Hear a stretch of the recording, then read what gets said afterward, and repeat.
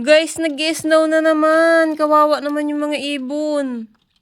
Wala silang masilungan. Ayun oh. Gahanap ng masilungan.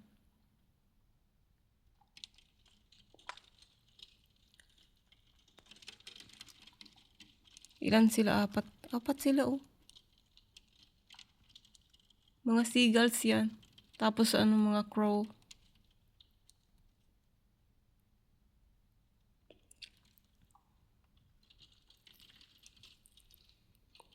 Tatlong araw daw mag-i-snow dito, Diyos ko Lord. Tapos ang tagal matunaw niyan. Pero pag umulan, mabilis daw matunaw. Tapos pag uminit. Kaso yung init naman dito, malamig pa din.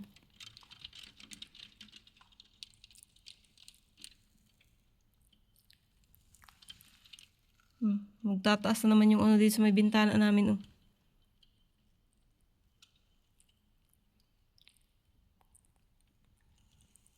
Kawawa naman yung mga ibon.